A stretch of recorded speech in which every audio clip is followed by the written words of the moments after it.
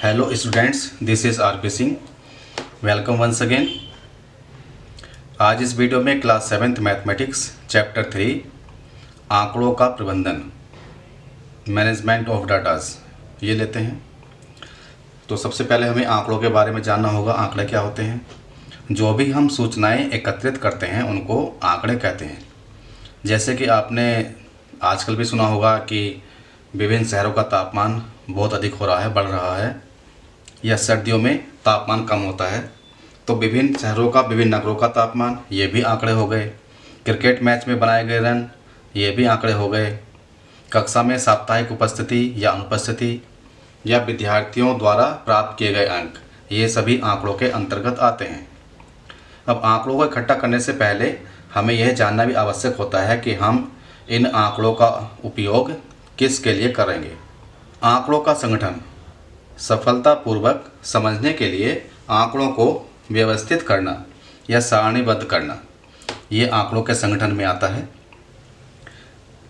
प्रतिनिधि मान, आपने औसत शब्द का प्रयोग कई प्रकार से सुना होगा। जैसे इस समय वर्ष का औसत तापमान 40 डिग्री सेल्सियस है। जैसे कि ये बात करें कि औसत तापमान 40 डिग्री सेल्सियस है, इसका मतलब डेली 40 डिग्री सेल्सियस नहीं होगा। किसी दिन तापमान 40 से ज़्यादा होगा, किसी दिन तापमान 40 से कम होगा, लेकिन यहाँ पर एवरेज ले लिया गया है, औसत ले लिया गया है, इसलिए ये 40 डिग्री आ रहा है।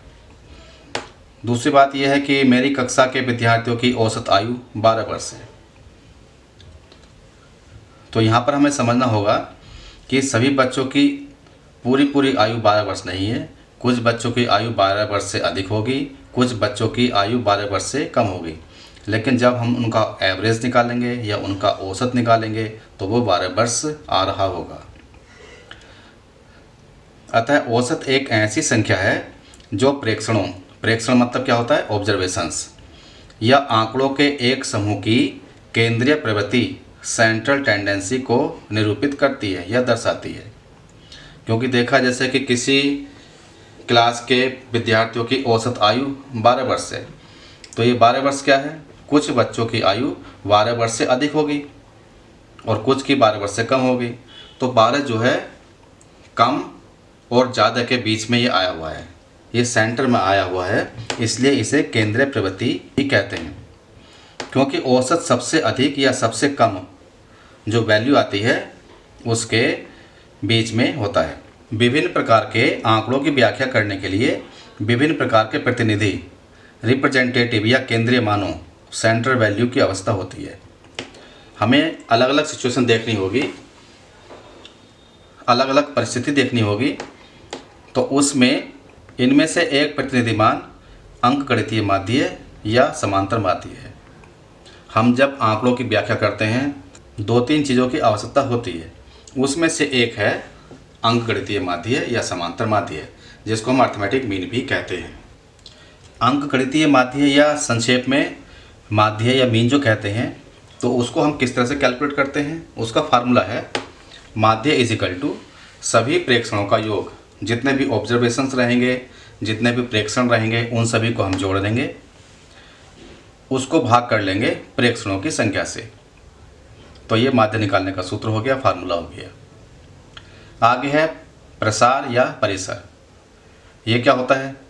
इसमें हम आंकड़ों को व्यवस्थित कर लेंगे बढ़ते हुए क्रम में या घटते हुए क्रम में। सबसे बड़ा प्रेक्षण माइनस सबसे छोटा प्रेक्षण, जो सबसे बड़ा ऑब्जर्वेशन है उसमें से सबसे छोटे ऑब्जर्वेशन को माइनस कर देंगे, तो उससे प्रसार या परिसर आ जाता है। इनको समझने के लिए प्रश्न लिया गया है। पहला प्रश्न, कक्षा के एक मूल्यांकन में प्राप्त किए गए निम्नलिखित अंकों को एक सारणीबद्ध रूप में संगठित कीजिए। ये अंक दिए हुए हैं, इनको सारणीबद्ध रूप में लिखना है हमें, और फिर इन सवालों के जवाब देने हैं। तो पहले हम क्या करेंगे? इनको सारणीबद्ध लिखने के लिए हम आरोही क्रम का यूज करेंगे। तो हम देखेंगे इसमें सबसे छोटा अंक क्या है। ये 1 है, तो हमने सबसे पहले 1 लिख दिया। उसके बाद 1 के बाद 2 आता है, तो कितने 2 हैं इसमें एक 2 यहाँ पर है, एक 2 यहाँ पर है, 2 2 हैं, 2 2 लिख दिए हमने। उसके बाद में 2 से ज़्यादा 3 होता है, तो 3 यहाँ पर है, एक ही है, एक लिख दिया। इसी तरह से हमने 4, 5, 6, 7, 8 और सबसे बड़ा अंक इसमें 9 है, तो ये 9 भी आ गया। अब इसके जो 4 पार्ट्स हैं क्वेश्चन के, पहला पार्ट है सबसे बड़ा अंक कौन सा है। तो हम यहाँ पर देख रहे हैं आरोही क्रम में लिखने के बाद में सबसे बड़ा अंक 9 आ रहा है, तो सबसे बड़ा अंक हो गया 9। इसका दूसरा पार्ट है सबसे छोटा अंक कौन सा है। आरोही क्रम में शुरुआत 1 से हो रही है, इसलिए सबसे छोटा अंक 1 हो गया। थर्ड पार्ट है इन आंकड़ों का परिसर क्या है। तो हम जानते हैं कि आंकड़ों का परिसर क्या होता है, सबसे बड़ा अंक माइनस सबसे छोटा अंक। तो सबसे बड़ा अंक इसमें 9 है, माइनस सबसे छोटा अंक 1 है, दोनों को घटा देंगे तो ये 8 आ जाएगा। ये इसका आंसर हो जाएगा। इसका फोर्थ पार्ट है अंक गणितीय माध्य ज्ञात कीजिए। तो अंक गणितीय माध्य निकालने के लिए हमें इसका सूत्र पता है, फार्मूला पता है। ये है सभी प्रेक्षणों का योग बटे प्रेक्षणों की संख्या। तो हम पहले सभी प्रेक्षणों को जोड़ेंगे। जोड़ने के लिए हमने ये जो आरोही क्रम में लिखे हुए हैं, हमने ये सभी आंकड़ों को हम जोड़ लेंगे। इनके बीच में प्लस का साइन लगा देंगे और ये कुल आंकड़े 20 हैं। नीचे आ गया 20।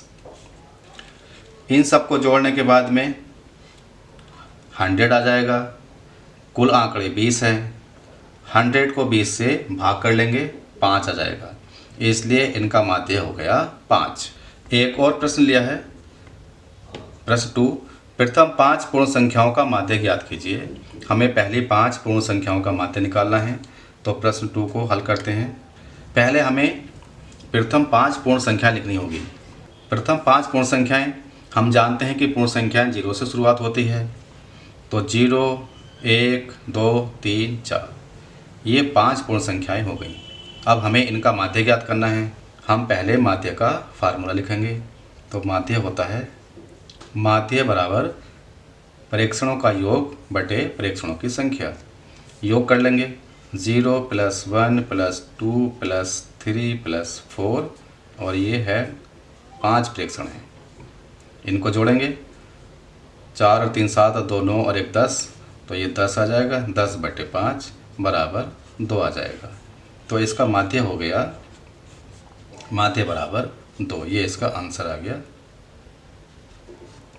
इसका मतलब ये हुआ कि 5 पूर्ण संख्याओं का माध्य 2 के बराबर है। अब हम प्रश्न 3 ले लेते हैं, इसका हल निकालते हैं। प्रश्न 3 है एक क्रिकेट खिलाड़ी ने 8 पारियों में निम्नलिखित रन बनाए। एक क्रिकेट खिलाड़ी है, उसने 8 पारियां खेली और उनमें इतने रन बनाए। उसका माध्य स्कोर या रन ज्ञात कीजिए। तो यहाँ भी हमें माध्य का फार्मूला लगाएंगे।